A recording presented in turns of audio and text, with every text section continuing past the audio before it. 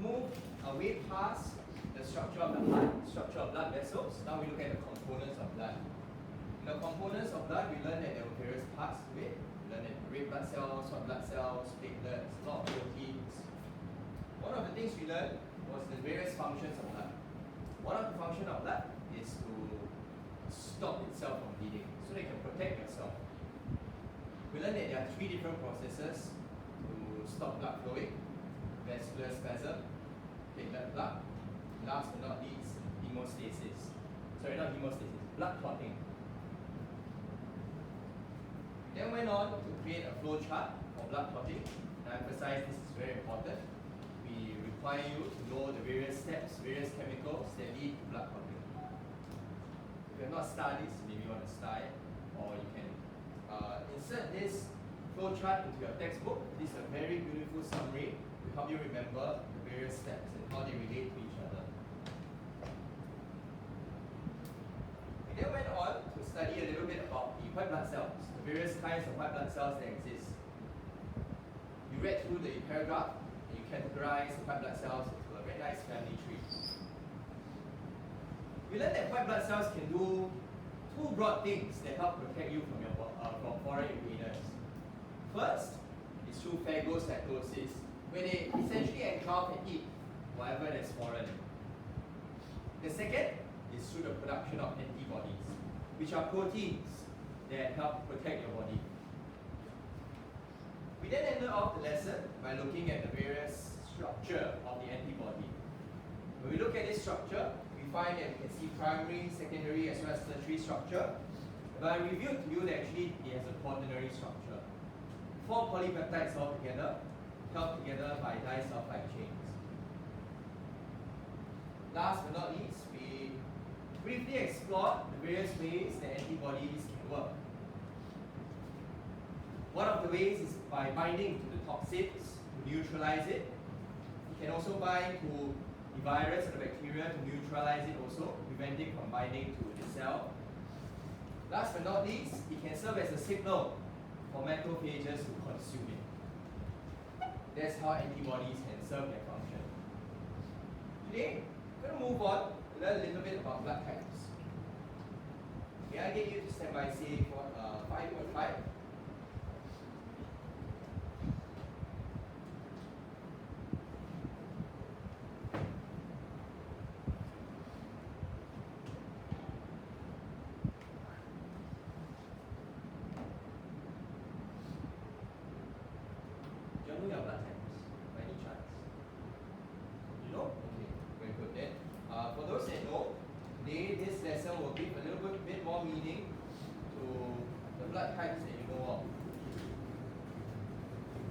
To ask any questions along the way, anything that curious piques your interest.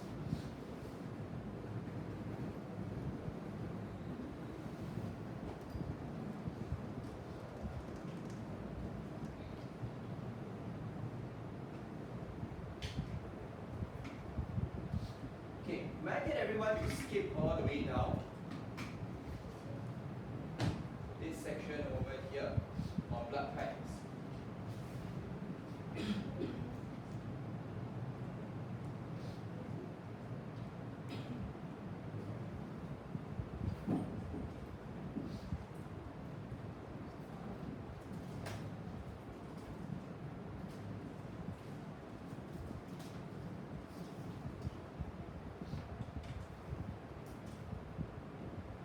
Already? Many blood types are there in this model. Please move on to the model. Who knows your blood type?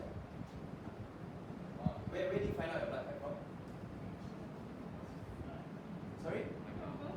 Your birth cert. I don't know why some of my colleagues, same age as me, they said your birth cert don't have blood type. Your birth cert got blood type? You have looked before? If you don't know your blood type, you want to go and find out. It may serve you a very useful purpose in a life and death situation. Okay. So, Zunyi, what's your blood type? O. You say people have O blood type very generous. O. Is that true? Papa start laughing. Papa, what's your blood type? Also O. Also O. Okay, I think this is slightly wrong.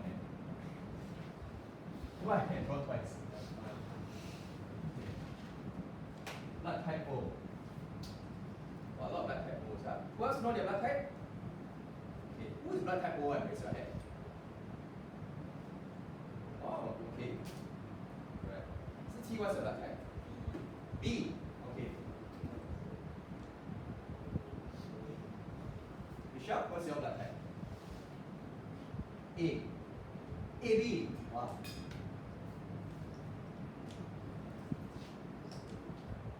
Yeah, right. This sequence. AB. And then blood type O. Here is blood type A. Okay, well, we have a lot of blood type A's. Okay. Today, we're going to learn a little bit about what makes our blood type that blood type. What do you think defines our blood type? When we look at a person's blood type, what makes each blood type different, you suppose? What do you think makes each blood type different? Want to hazard a guess?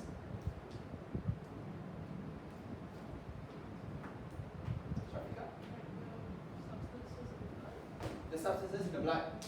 Okay, could it be the substances in the blood that makes our blood type their blood type? It's true. If we look at all our blood types, one thing is similar, we all have red blood cells. But actually, on the surface of these red blood cells, there are slightly different things.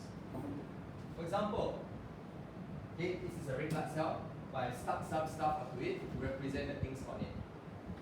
Just like every cell, on the surface of the cell membrane, there will be proteins, right? Membrane proteins.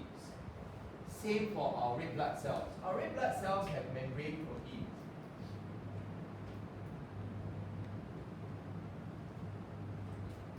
And these membrane proteins are what defines the blood type. Blood type A has a membrane protein called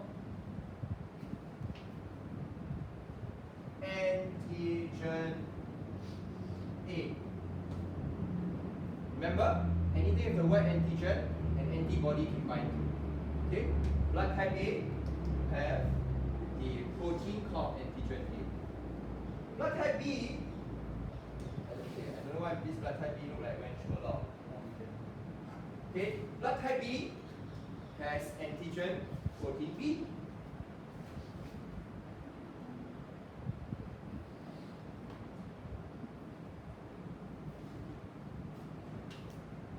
Yeah, top prize for those that can guess what kind of proteins are present on AB. A and B, you're right. Blood type AB has both proteins, A and B. Okay? So Michelle, you have a lot going on in your red blood cells. Yeah. Both A and B are present. Antigen A, antigen B. Blood type O is interesting. Want to make a guess? Huh? Yeah. Those blood type O, you don't have any of these antigens. Okay? But how does this play into I don't know if you've heard before that if you are a certain blood type, you can only receive certain blood. Yeah? You cannot just, if you have an injury, you go to the hospital, right? Take any blood bag that's hanging there and just plug into you. Right? It could be deadly. People have realized that through a long time ago, when people get injured or wartime, they just anyhow transfuse into another person or the person dies. Right? But they couldn't quite figure out. But one thing is common. When the person dies and then they look at the blood, they realize that the blood becomes very jelly-like inside the body. When you mix two different blood, when you mix blood types that are not compatible, it will cause the blood in your body to become like jelly. It cannot flow even if your heart beats. And that's what kills a person that gets the wrong blood type. Sorry.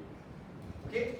So today we're going to figure out how we can prevent that so that you don't get the wrong blood transfusion. Yes? Does it mean that the ABs have a stronger than the OAs? Okay, on what basis are you saying strong? Because like got both, then will have But then what do you think the proteins do? like something but like if you don't have strongest? Okay, you tell me at the end of this lesson whether you think it's the strongest. Yes?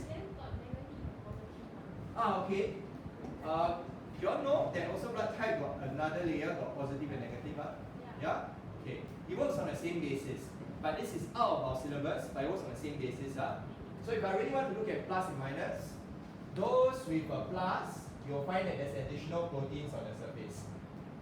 If you have a A minus, then these proteins are not present on the surface. Okay, that's all there is to it. Same idea, right? But for us, in our syllabus, we focus on just A, B, B, and O. Okay, we have one more thing that's very interesting. Remember we learned about antibodies yesterday? Yeah? Antibodies serve to protect you from foreign invaders, right? Okay. We also have antibodies that protect us from foreign blood. Why? Actually, it makes some sense evolutionary. If you were to have foreign blood come into you, it could be a sign that you are contaminating your blood. So actually our body has antibodies to protect us against foreign blood. And those with blood type A, very interesting, they have antibodies that protect them from blood type B. Okay, not blood type B specifically. Those with blood type A, they have antibodies that protect them from anything that has antigen B. Okay, I don't know if you can see from the back. Can you see? Can you see this antibody got this round over here? Cannot see. Yeah, compare over here. Got difference? No difference to you. Okay. Also cannot see. Okay, no difference. Here we are. I shall make it more obvious then.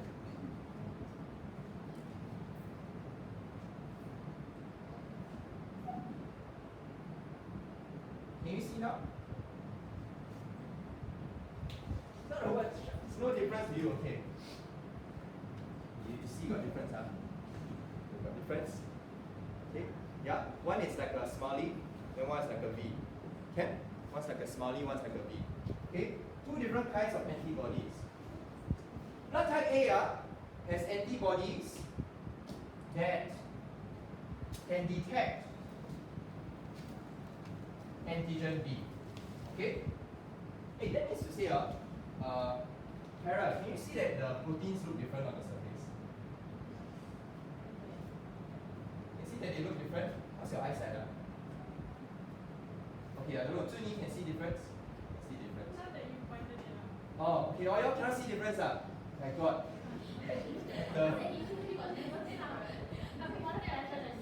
Cannot see, man. Okay, there's a difference. You see, this one is sharp. Yeah? Then this one is round. My God. Okay, maybe I need to point out then y'all can see it. Let me see from the back. Oh, yeah. Okay, a bit hard to see. Okay. Can I make it more obvious? Maybe I make things worse. Okay, I tell you what. Anything with antigen A, you'll see this black thing. Can? Okay, got difference now, right? Okay, so people with blood type A, you have antigen A. People with blood type B, antigen B. Blood type AB, you have both. Okay, I'm going to color code them therefore.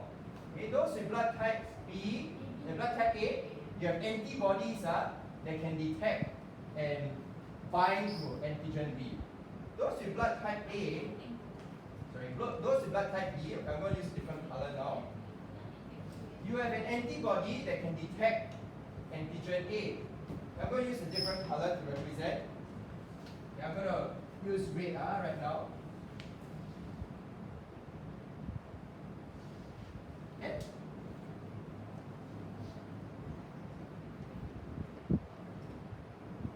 Those with blood type AB, I want to make a guess what kind of antibodies they have. Sorry? Okay, actually Shamir is right. None. Okay?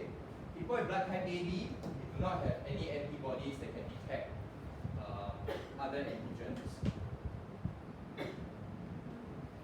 Last but not least, blood type O. Let me guess what kind of antibodies they have. Okay, those with blood type O, you have both antibodies. Pop. Okay, you have antibodies that can detect antigen B You have antibodies that can detect antigen A.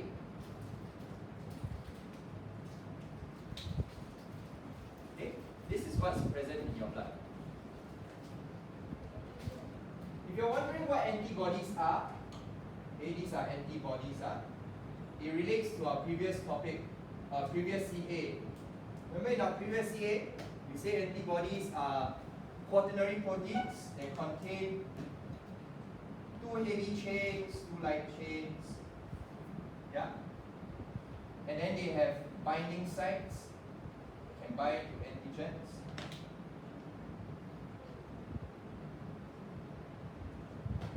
Okay? So this is the broad idea first. And we're going to try and make sense of how this affects whether your blood clots in or not, whether your blood turns to jelly or not.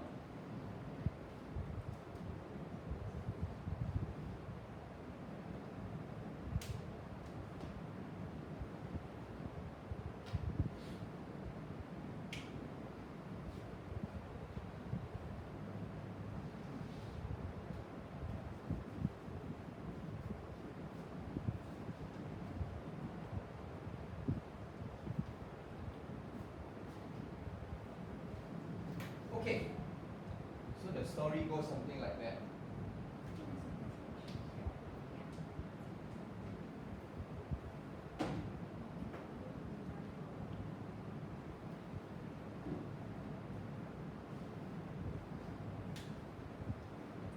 Supposing, who's the one blood type A? Here,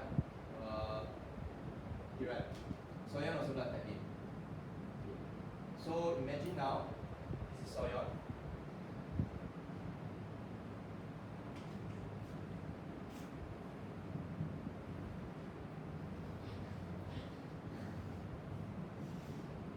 Okay, who's the blood type B, right?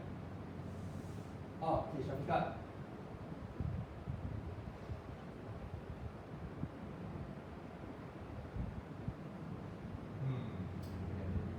Okay, Shafika and Soyan. Right. Okay, Soyan is badly injured. Shafika comes by and she donates her blood to Soyan. Okay, out of goodwill. So let's do that. We're going to donate now. Okay, this is what happens. Because blood goes into Soyan's blood. Okay. But something bad happens. Remember the role of antibodies is to detect anything foreign, right? And there are many things antibodies can do. One of them is to cause things to stick to each other. Watch what happens after Shafika's blood enters Soyan's system. Okay? The antibody will detect Shafika's blood. But not only that, every antibody has 2 binding sites. So it will cause another of her red blood cell to join. Okay? Let me just put a little bit more antibodies because Soyan definitely is quite a healthy person, lots of antibodies. Imagine this antibody will also bind Shafika's blood. And then more of Shafika's blood will bind to more antibodies. What essentially is happening is that anything that has Shafika's blood, because it has antigen B, will start gluing to each other because of the antibodies that are present in Soyan. Yeah? This process, this is a new vocabulary today, is called agglutination. And blood that has been agglutinated really looks like jelly. Yeah? So you can forget about pumping blood.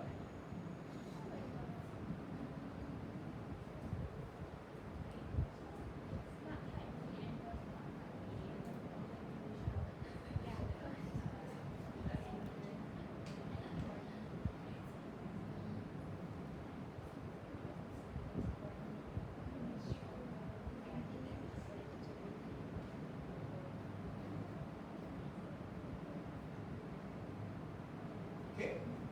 This is what it looks like in real life. Blood that has been agglutinated, it will start to clump to each other, and the texture is like jelly.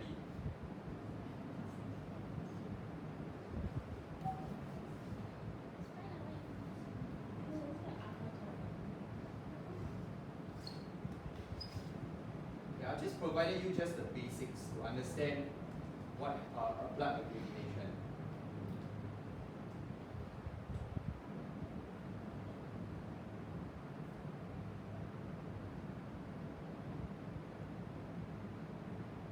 Okay, I'm going to put blood back. Take it back.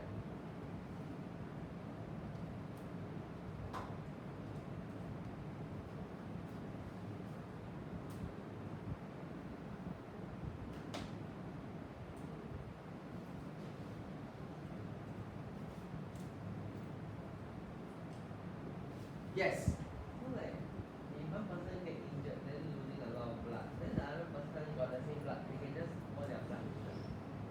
Okay. Since we know how the gelling thing happens, right? Then we follow what you say. So let's say someone gets injured, and then we find someone else with blood type A, right?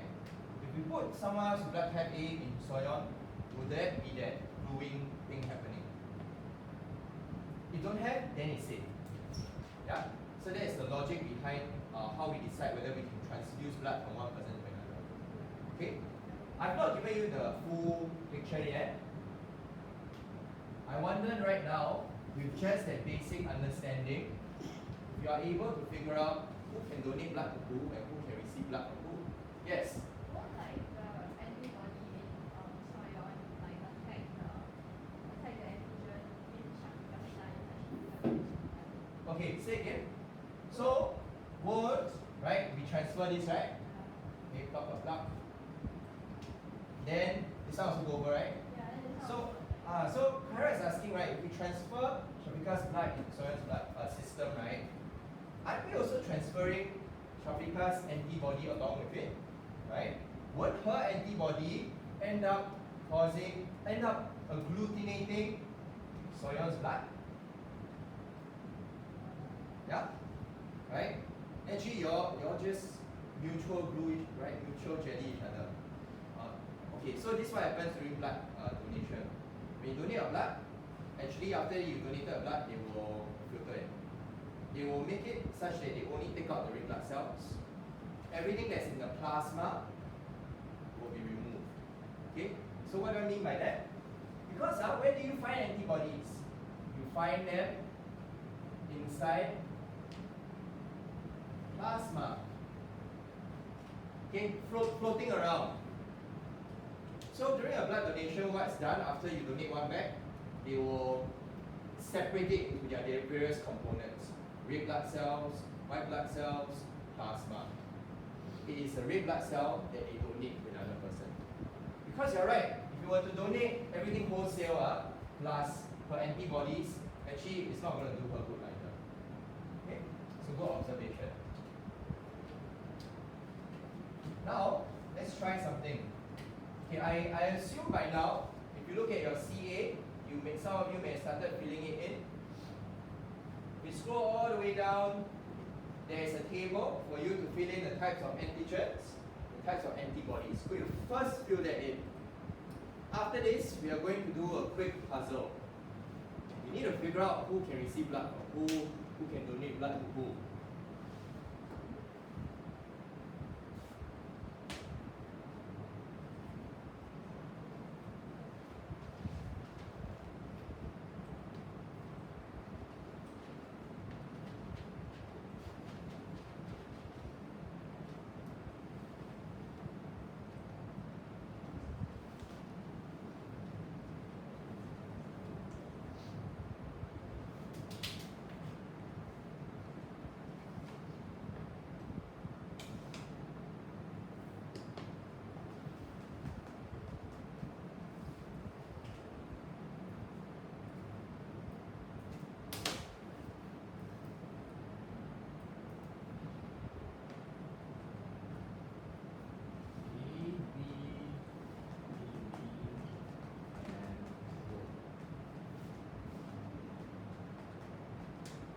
Yes.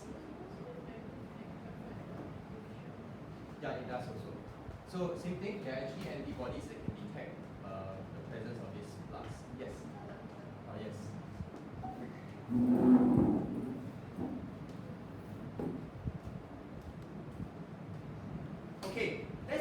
extend your table a little bit more.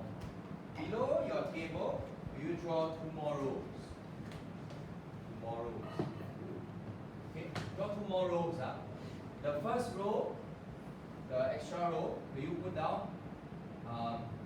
Can receive blood from. Then after that, can donate blood to.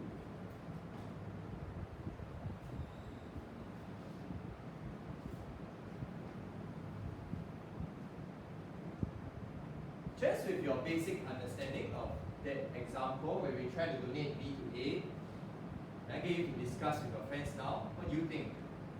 Who can blood? If an individual of blood type A, who can he or she receive blood from? Who can he or she donate blood to? Can I get you to try with your friends, not alone, to figure out this puzzle. And then we'll do a quick check. Okay? Alright. So give you a few minutes to try this.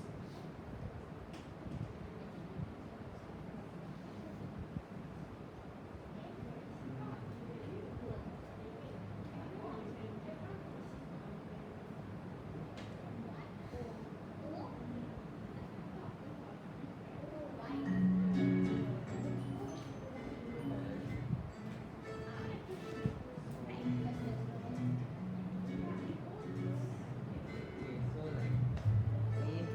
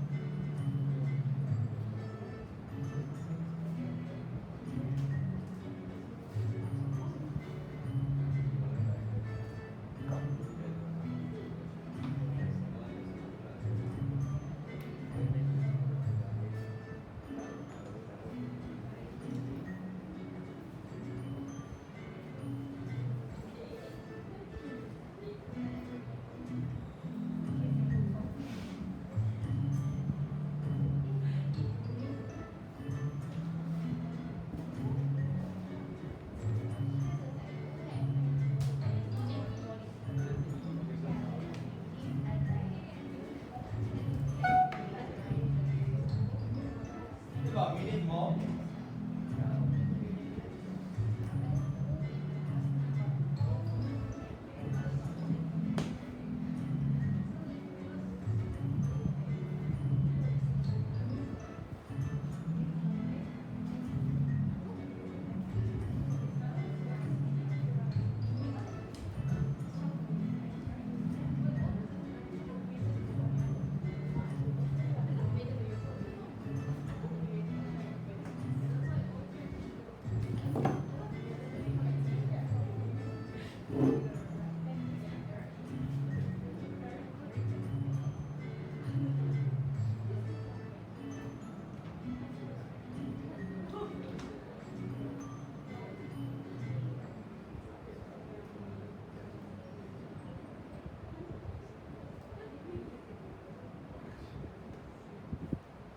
Alright, let's begin. Blood type A. Okay, a person with blood type A receive blood from. Assuming that whoever they are receiving blood from, we will have removed the antibodies. Okay? Okay, so we only donate the red blood cells. So blood type A. Who can blood type A receive blood from?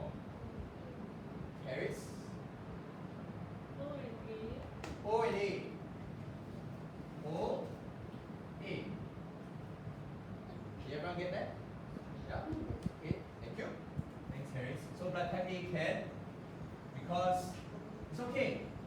The antibodies will not be able to detect any foreign blood type A coming in.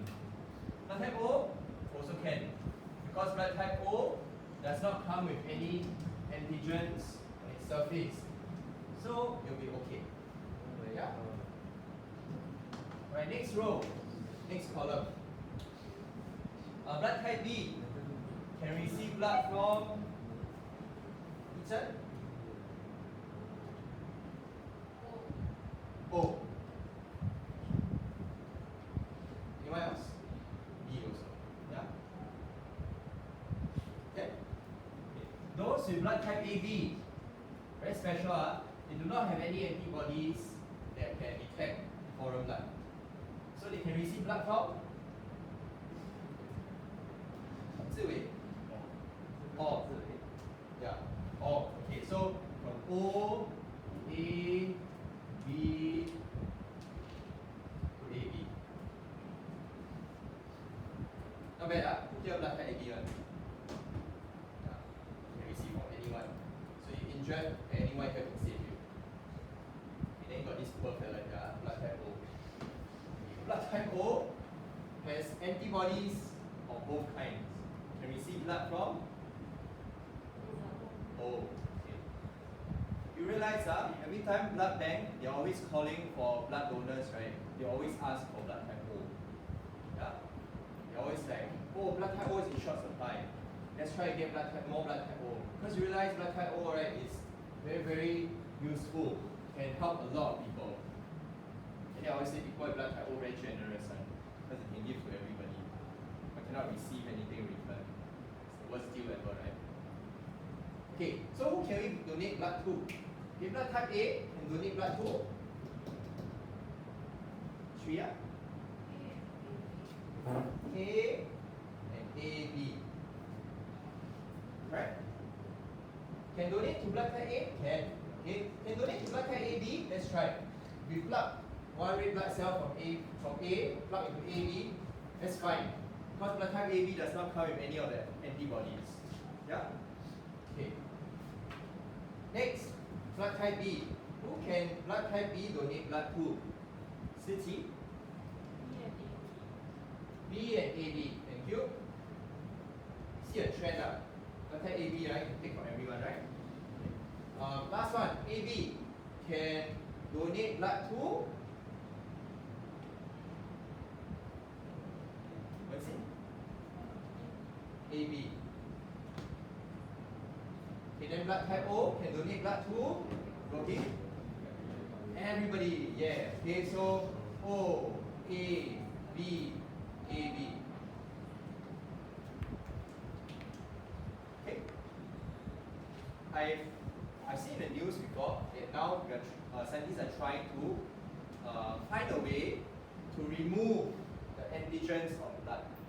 because technically if you remove, then this problem doesn't exist, right? Of shortage of blood types, right?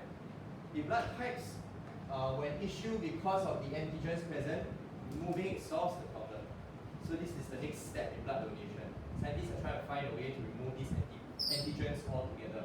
Yes? So what is the antigen for? What's the antigen for, is it? Like they remove like if it's there then alright. Oh, okay. So I say if it's there, it may have served a purpose, right? Okay. I would say its main purpose is for this. Okay? Because as a body, we don't want foreign blood to be just entering our system. Let's say by chance, by some weird accident, you accidentally get a bit of foreign blood into you. At least whatever little bit of foreign blood that went into you will start to jellify or agglutinate. Then macrophages, the immune system can just quickly swallow everything up and destroy it. So it's a very useful way to help to clump up all the bad stuff that are coming into you. But in modern day medicine, where we want red blood cells to go into each other, then it poses a problem. Yeah? Okay, I'd like to give a little bit of a name to these antibodies, because I realize as I walk around, you all just drew pictures because we cannot quite name it, right? Okay, so there's a name. You can call this an antibody.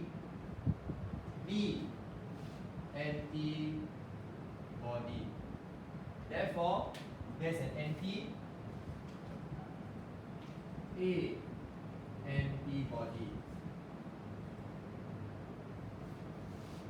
So in your table, could you just refine it a bit?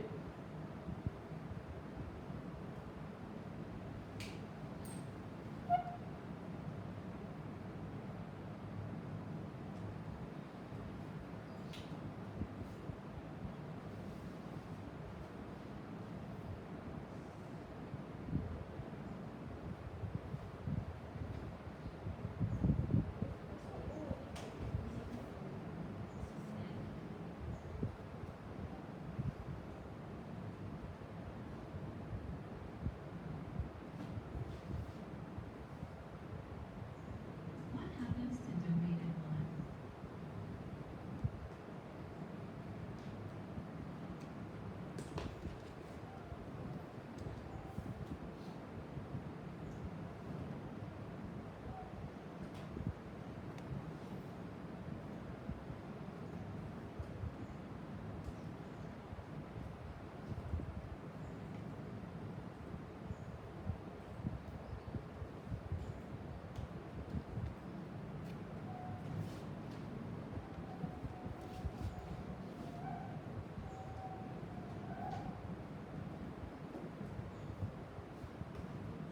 Okay, to close off the section on blood types, I'm going to watch a video on what happens when your blood is donated. But don't worry, we'll not be showing you real blood. It's all cartoon. I also don't want to see the real thing. Brings back bad memories. Ready? What happens to donated blood? When a person donates blood with the American Red Cross, it goes through a series of steps before it's ready to help patients in need. But what exactly does the blood journey look like? Let's watch. Step 1. The donation. First, when you arrive for your blood donation appointment, you will start with a questionnaire. Or, you may complete that in advance and arrive with your rapid pass. Then, Red Cross staff will conduct a mini physical, measuring your pulse, blood pressure, and hemoglobin level. If you are healthy and able to donate, we will collect about a pint of blood, plus a few test tubes for testing purposes. A whole blood donation takes about an hour from start to finish, but the actual drawing of blood takes only 8 to 10 minutes. After the donation, your blood will be placed on ice before traveling to a Red Cross processing center. Step 2. Processing. At our processing center, information about your donation will be scanned into a computer database. Most blood donations are spun in centrifuges to separate them into 3 transfusible components: red cells, platelets, and plasma. Step 3. Testing. Meanwhile, the test tubes with your blood samples will have arrived at a testing laboratory. Here, a dozen tests are performed to determine your blood type and check for infectious diseases. Within 24 hours, these results will be electronically transferred to the processing center. If the test result is positive, you will be notified and your donation will be discarded. Step 4. Storage.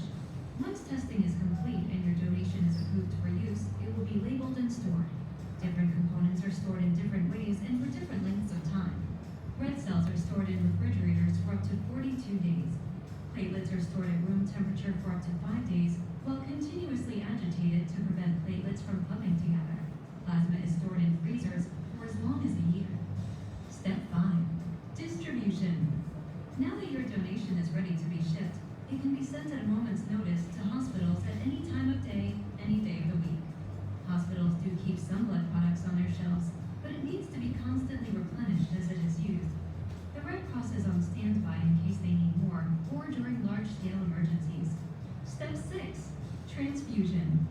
Once at the hospital, how does your blood donation reach a patient in need? People need blood transfusions for a variety of reasons, from serious injuries to childbirth emergencies to cancer treatments. If a patient requires a blood transfusion, the doctor must first determine what type of transfusion. Patients suffering from anemia or blood loss may receive red blood cells to increase their hemoglobin and iron levels. Those unable to make enough platelets due to illness or chemotherapy may receive platelet transfusions. And patients with liver failure, severe infections, and serious burns may receive plasma transfusions as a part of their treatment.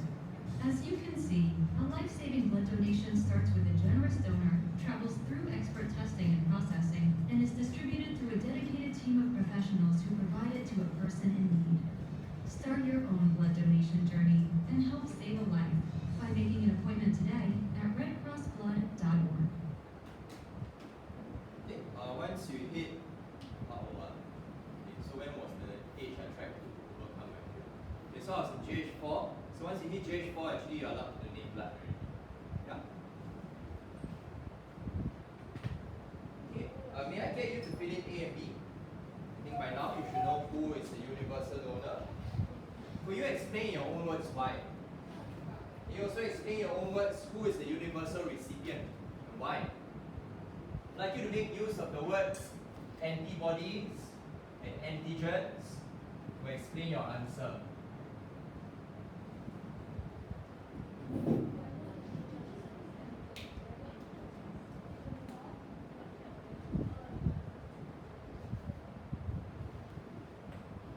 Okay, will you try making use of the words antigen, antibodies to phrase your answer?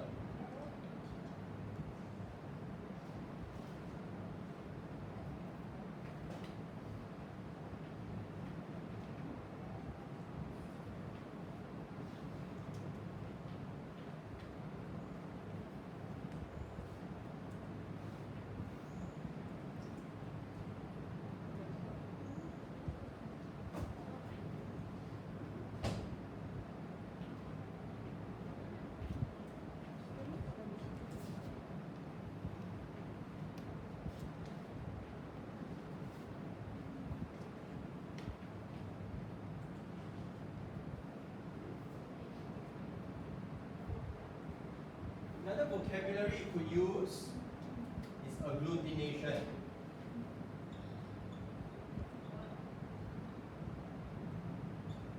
Okay, so try to make use of the word agglutination, antibodies, antigens, your write-up.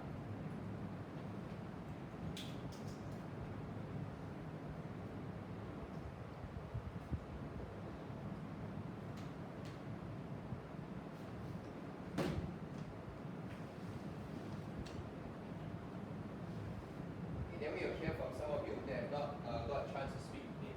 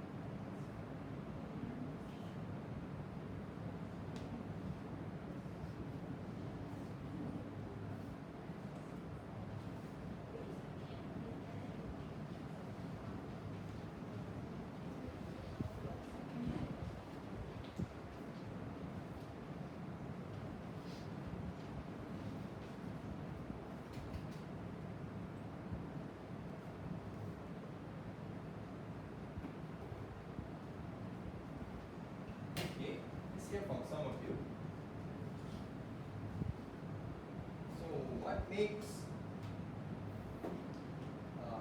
should we answer part A? Say which blood type is universal donor and explain why. Right, Jeanette? Okay, so Jeanette says blood type O is a universal donor. Why?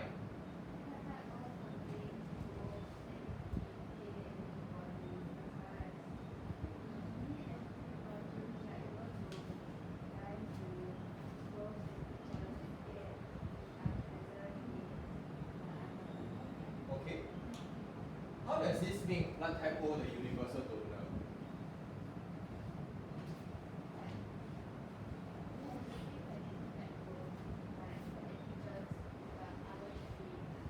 Okay, so blood type O has these two antibodies, right? So you're saying because of these antibodies, it allows blood type O to be able to be donated to all three. Yeah. Okay, so how do blood type agglutination work? Actually, the reason why blood type O does not cause any blood agglutination in all the blood types because when we donate blood type O, to say here, blood type O doesn't have any antibody, antigen A or antigen B on the surface. Yeah. So this person's immune system, the antibody, nothing to detect. So no agglutination. If I were to put it here, same thing, nothing to detect. Yeah, also nothing to detect. Anyway, no antibodies then. Yeah. Okay. So actually, what makes blood type O a good donor? It's not because it has both antibodies. It's because it doesn't have any of the antigen A or B. Yeah. But it makes it a very bad recipient. Yeah. Blood type O, if I try to donate blood type A in, cannot. Will be detected by blood type O's own antibody. Now donate blood type B will also agglutinate. Yeah. So blood type O is a terrible recipient, but very good donor. What makes something a good donor depends on what kind of antigens it has on the surface. So blood type O. Why blood type O? Because it has, it does not have.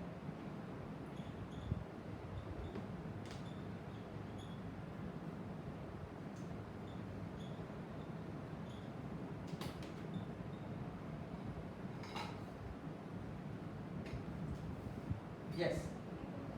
Oh yeah. It does not have antigen A or antigen B.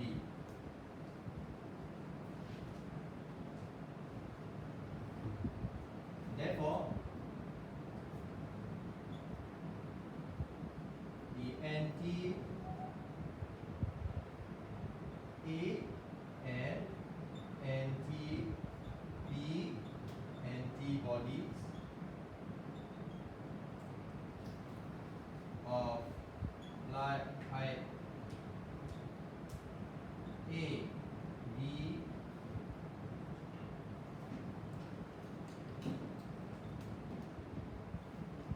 cannot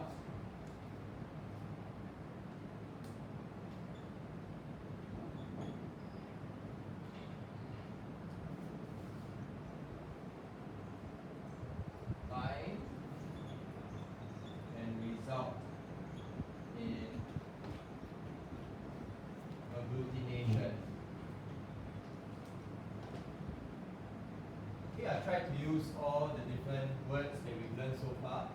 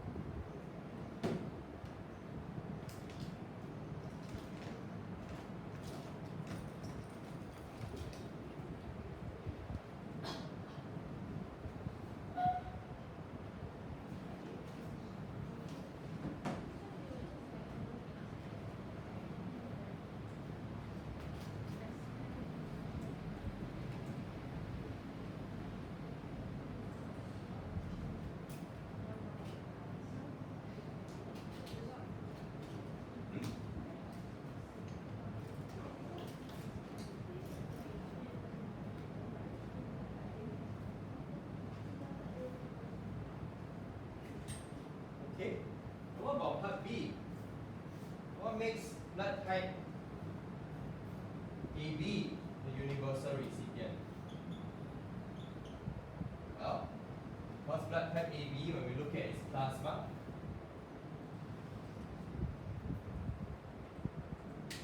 So let's see who else. Try. What makes blood type AB such a good recipient?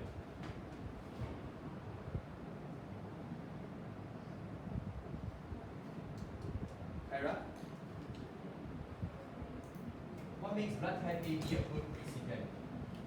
Because AB contains neither anti-A nor anti-B.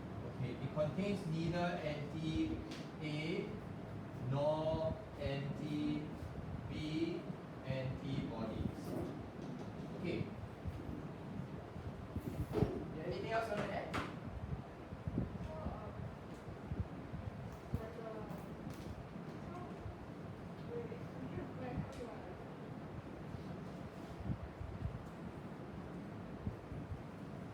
When it's donated to blood with either antigen A or antigen B, no antibodies will bind to the antigen. Say again? When it's donated to blood with antigen A or no antibodies will bind to the antigen, so therefore it will be short. Oh. So do you say when AB is donated to? Yeah. Okay, but the question is asking what makes this person's blood type a universal recipient? Wait, actually the other way around. When like someone donates with either antigen A or B, it will bind. Okay, so when blood types that contain antigen A or B are donated, it will not result, it will not be detected and result in a mutation. Okay, so when blood types with antigen A or B are donated,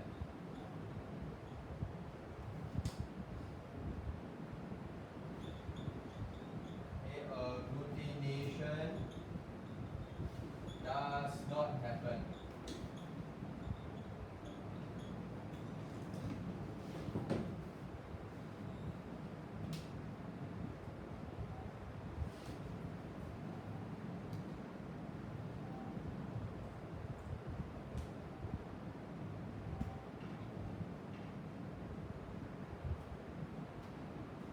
Yes.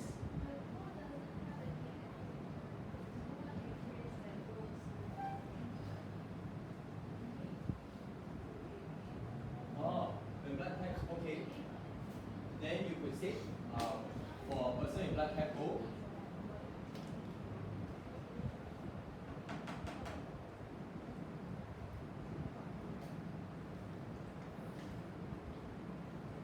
oh, okay, because blood type O doesn't have antigen, then blood type AB doesn't have antibodies, so there is no issue here, right? You could say that blood type O does not contain any antigens. Actually, there's no point, there's no need to explain blood type O, I realize. Yeah.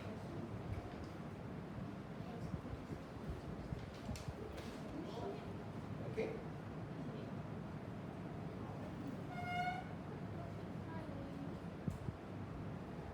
What are you looking for?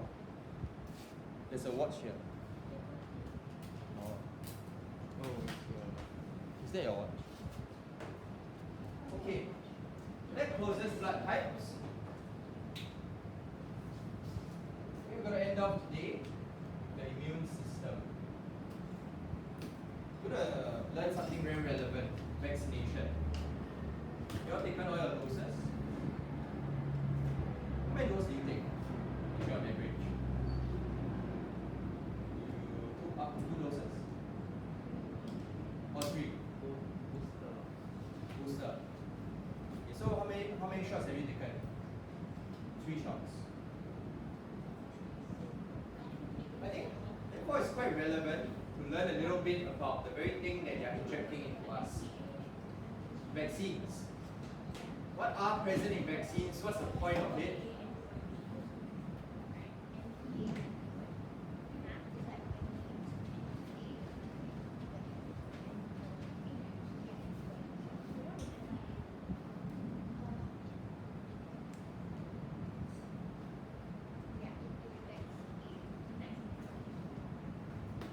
Okay, in the first part of this last section, we do a quick recap of our body's white blood cells. and how it plays a role in the immune system. Okay, we know about the white blood cells. They serve a role in protection. And I'm sure by now you've heard the word immune system before. This word has been thrown around very often, especially in these past 2 years. Guess what? The white blood cells play a very important role in the immune system. In this first part of the last section, we're going to watch a video to summarize the broad ideas about how white blood cells play this role. I do not need you to know exactly how they play that role. Alright, this is for appreciation. Okay? But if you can, if you're fast, you could fill in the blanks of the various white blood cells that you will find in this video.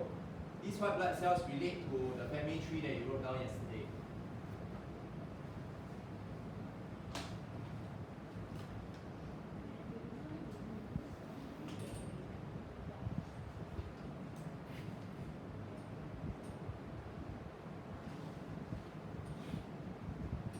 Vaccines have an important role in protecting us from infectious disease. But how do they work? Well, put simply, vaccines train our immune system to detect and attack pathogens. And we're going to walk you through how they do it from start to finish. Our immune system is a marvelously complex network of molecules and cells which has the power to destroy pathogens like viruses and bacteria. The part of the immune system that vaccines train is called the adaptive immune system. Okay, pause here. Okay, these are the kinds of cells that you find in the types of white blood cells that you've also identified in your family tree yesterday. These are the cells that come in really useful in your immune system. Protect you from, if COVID-19 tries to attack you, for example.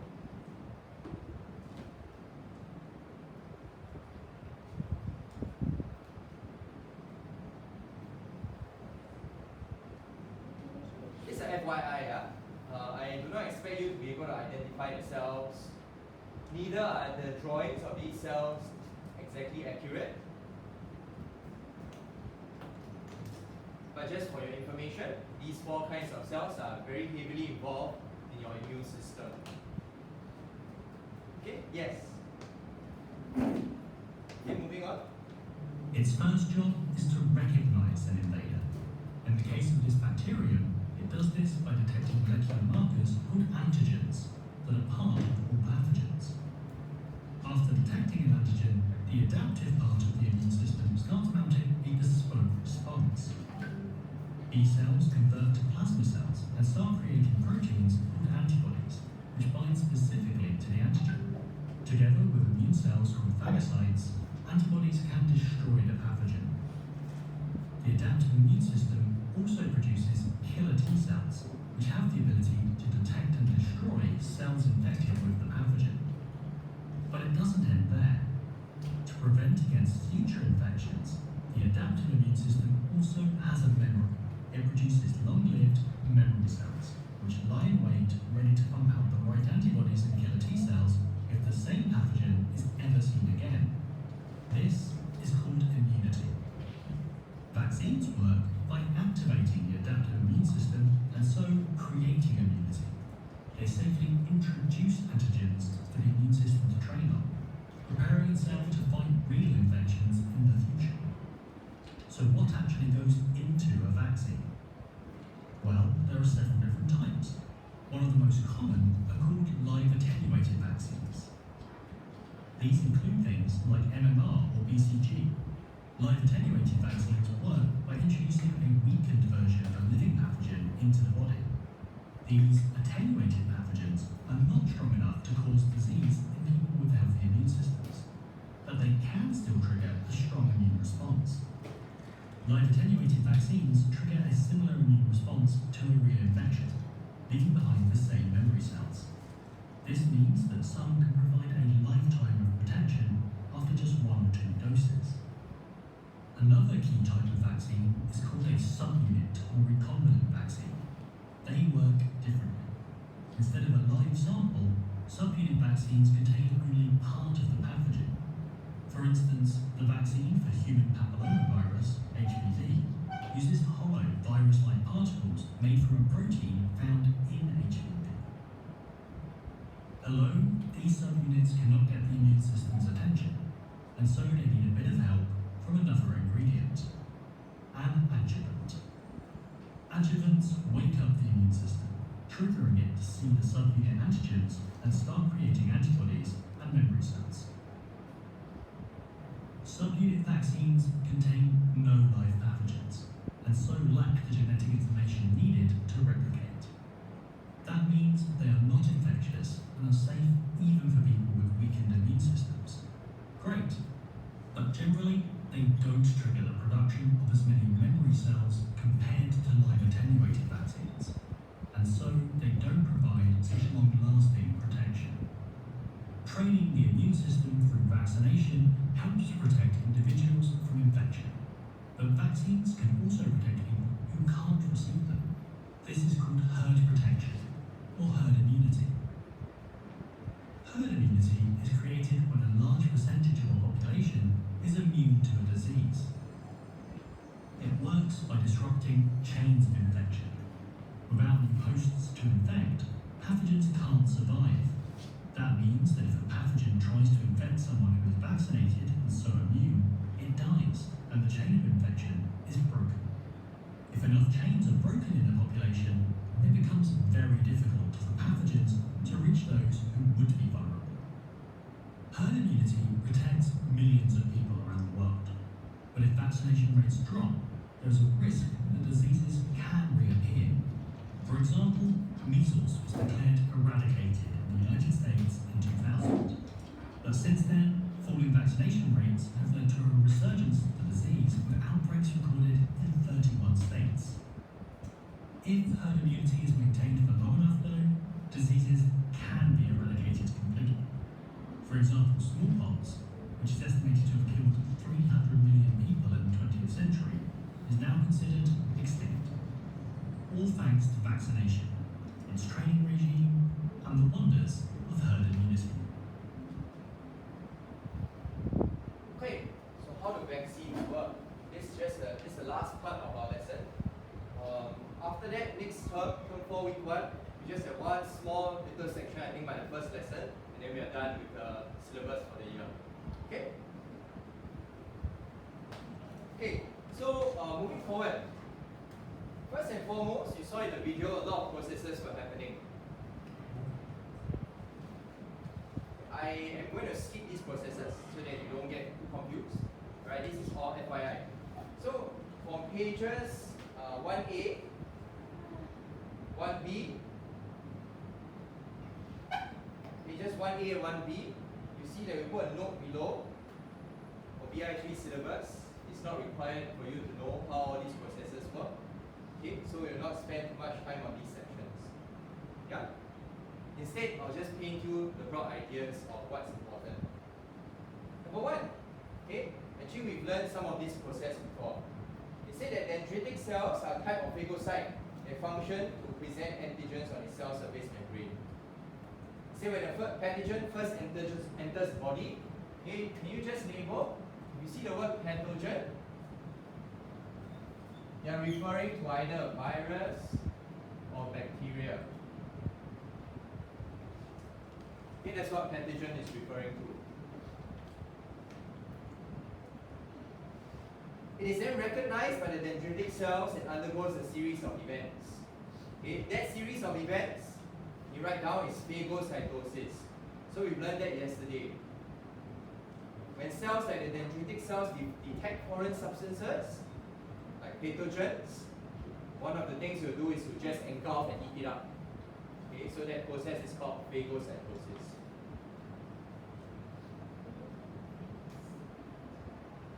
You know how to spell phagocytosis?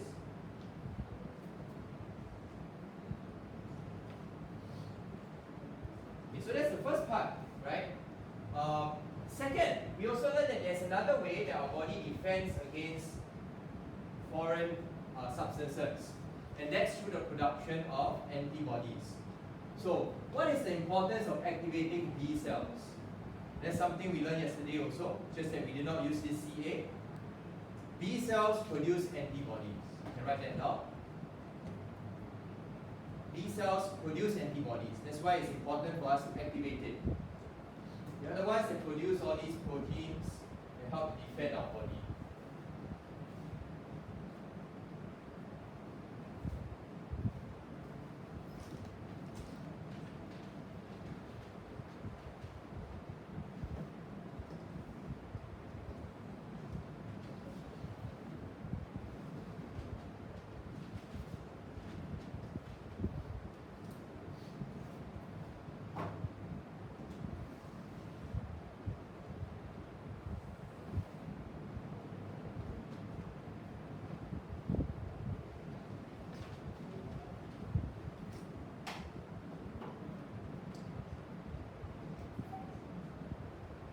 Okay, right now, to end off the lesson, I'm just going to very quickly share with you broad ideas of how our immune system works.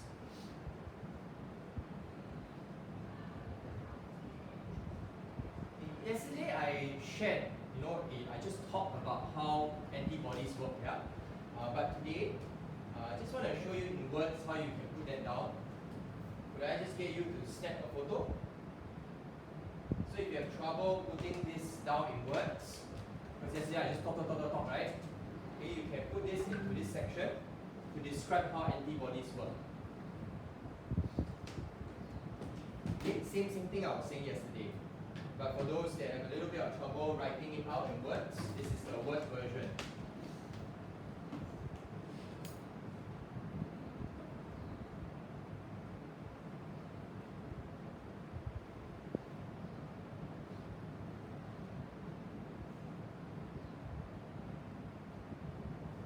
Okay, but I'm going to talk about how vaccines work now.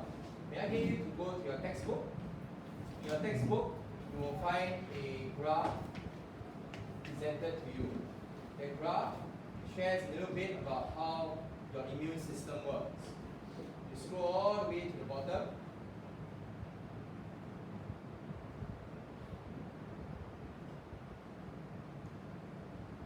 Okay, on this page here, page 31, how does vaccination work? Okay, that's the part we're going to deal with, and then we'll end off today's lesson.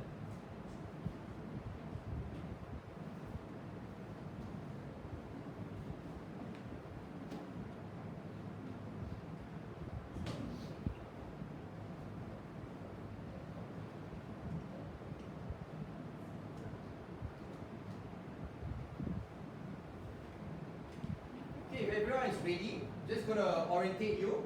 You see that graph inside your textbook? The graph is showing you a graph of the amount of antibodies against number of days. Okay, so that's the first thing to take note. So that if you ever see this again, you don't feel so worried if you see this.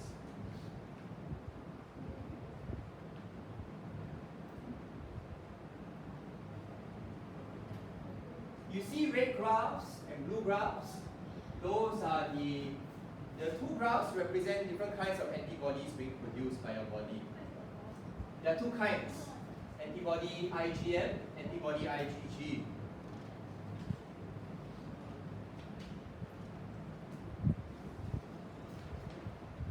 To appreciate how vaccines work, let's look at a scenario of how you fall ill in the first place and how your body recovers. I said earlier on, pathogens are either viruses or bacteria. Here, I have very naughty bacteria that's about to enter your system. Okay? So first time you get this illness from this bacteria, yeah? Most of us will recover very well because our body is able to produce antibodies. Okay? These black antibodies, take it that they are IgM. Okay? IgM antibody.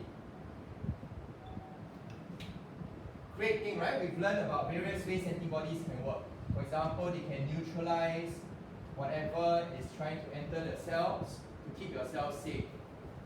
Okay? So that's what the antibodies will do the first time round. The great thing about our body is that, notice that if you fall ill once of a certain disease, actually you tend to not fall ill again that often from the same thing. That's because our body will then produce something very special. Cells called memory cells.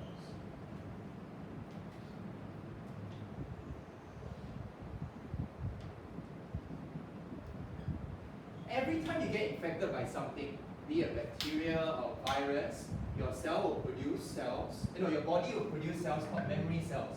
And as the name suggests, they remember. They remember the war that happened within the body, and they will make sure it won't happen again. So how do memory cells play an important role? Second time, let's say a second time the bacteria infects your body, these memory cells will already be present. They will be roaming the body. And if they were to detect the bacteria that infects the second time, this time they're not going to spare any chance. It will produce a lot of antibodies that will immediately detect and attack this particular illness before it can grow to become anything big. And that's why you find that in the graph, the first time you're infected with anything, the amount of antibodies produced is very little. But the second time you're infected by the same illness, a lot of antibodies will be produced to target the bacteria or the virus. And it's all thanks to your memory cells.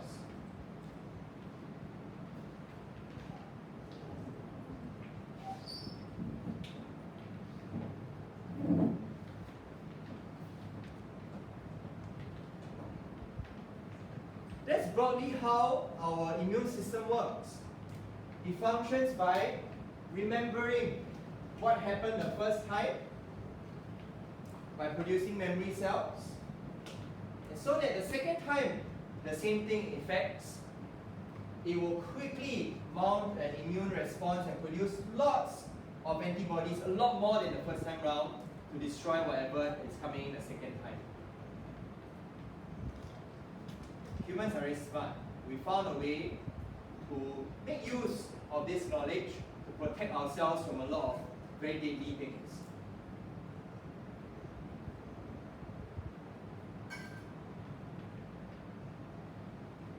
Because in truth, this only works, right, if the first time round you survive. Yeah? If you do not survive the first time round, let's say a very deadly bacteria comes in, and you do not survive the attack, then your body will not produce any memory cells. You won't even make it to a second time round, right? Therefore, let's fast forward to 2019. COVID-19. It's nasty virus. When it infects your body, a lot of people don't make it. Some people make it, but a lot also don't make it. How do we increase the chances of a person surviving the infection the first time round? What if we could train our immune system to recognize COVID-19 before it even gets to infect us? That's what vaccines do. You know what's present in vaccines? Vaccines contain either parts of the pathogen. That means not the whole thing, you just put parts of it. Or it can contain the dead pathogen. That's what vaccines are. Because imagine now, what if I'm able to put a dead COVID-19 in a vaccine and pump it to you? You know what we are able to do in this sense? This dead virus won't be able to infect your body, but your body will still detect it and produce memory cells for it. So that if the virus really attacks you for real, your body is prepared with so many memory cells that will immediately produce so much antibodies to overwhelm the virus invading you. Yes? Correct. Okay, so let me extend a little bit more.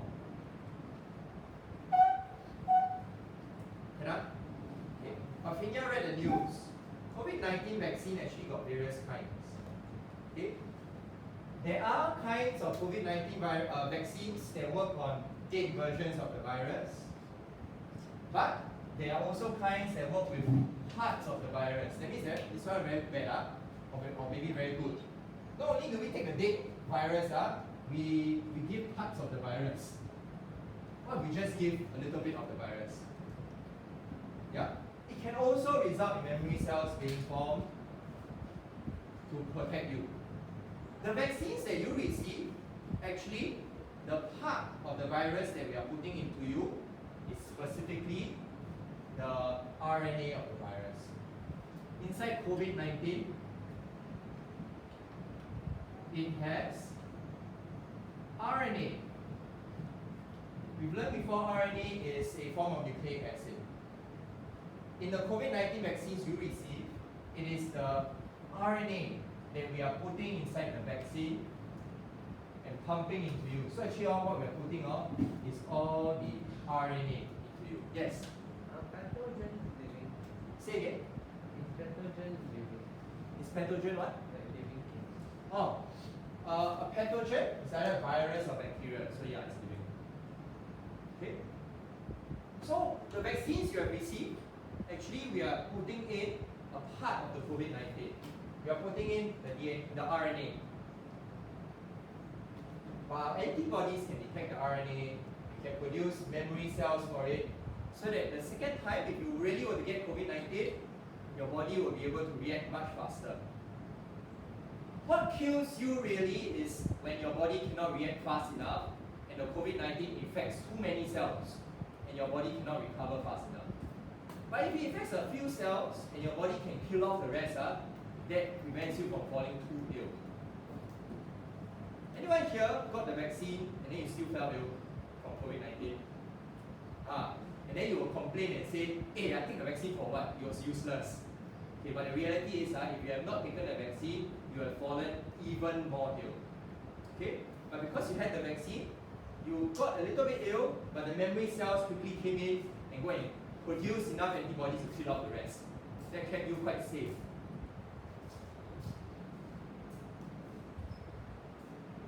But then there was a lot of worry when the vaccine first came out. Because we were putting in RNA into you, people were worried that this RNA can be incorporated into your DNA, to your cells. Yeah? Your cells come with a nucleus, and inside the nucleus, you have DNA. People were worried that the RNA of the virus can be inserted into your DNA and become a part of you. That means you become part of the virus. People were really afraid of that. Actually, that can't happen. Really can't happen. There is no way that can happen. Yet people were very worried and spreading mistruths. And a lot of people didn't want to take the vaccine. So why are we going for booster shots? Because the memory cells that you produce also have a lifespan. They may not last incredibly long. Sometimes we go for booster shots so that we can boost the number of memory cells that we have in our body, so they can keep you even more protected. Okay? So I hope that through learning this, you have a little bit of appreciation about why you go for vaccination and how we can actually train our body to protect itself from a second invasion.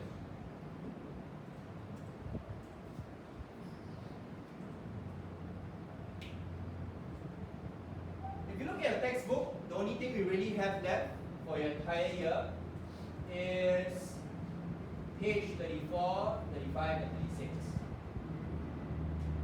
What happens if we disrupt your cardiovascular system? In other words, what happens if you fall ill? What happens if your blood vessels get clogged? Because you eat too much fatty food. I have high cholesterol, even though I exercise, but I think I eat too much fried food. So I have high cholesterol. And when we come back from term 4, we're going to learn a little bit about how this can affect our body. So as of now, we have learned a lot of things already. We have learned, number 1, the various structures of your heart. Okay, you find that the pages, there are many pages, 36 pages I want to emphasize to you, if you feel very overwhelmed, you go and look at your CA. Every CA comes with success criteria, little ticks. Those ticks are what we base our questions on. Okay? Anything more than that is a bit unfair to you. Cannot? Okay, so in term 4 week 1, we'll just have one more lesson and then we should be done with the syllabus. But that does not stop you from your starting revision now. May I advise, although it sounds a little bit odd, but I realize it works better. When you want to revise, rather than revise from what you learned at the start of the year to what you learn now, you go and revise backwards. It sounds very weird, but it works. Okay? I asked a lot of your seniors how they revise, right? Those that succeed, right, is because they revise backwards. Okay? Why? Okay, so if you revise, what do you revise? You revise starting from the cardiovascular system, then you go backwards, revise things like photosynthesis, as well as cellular respiration. Then you can revise about cells, then you can revise about membrane, okay, and then backwards. Why? Because when you revise something that you have just learned, you revise very fast. Make sense? You just learn it only, then you will be able to revise super fast. Versus, you go and revise what you studied at the start of the year, it takes very long to revise. By the time you reach what you just learned, right, you already forgot what you just learned. So you end up spending more time on every single thing. Instead, you revise this first, very fast finish, a bit slower, slower and slower. But at least overall you spend less time. Okay? I realize the seniors that revise very fast, they do it this way. So start from this one first. Okay? Several past year papers have been given up to you. Can you check that you have all the past year papers? Thank you, Shermaine and Kyra, for giving out.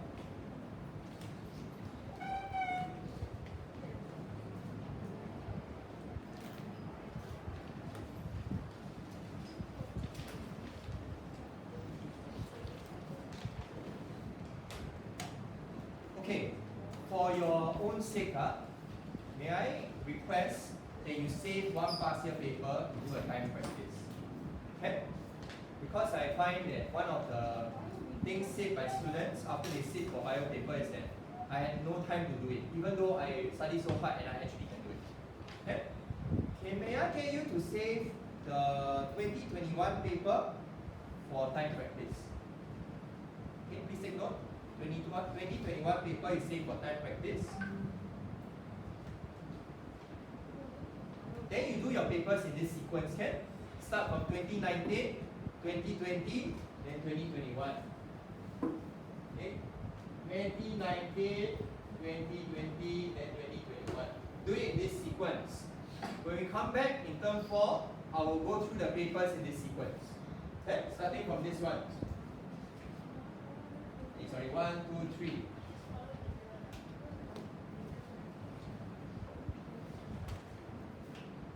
I know that every teacher gave you past year papers. Okay?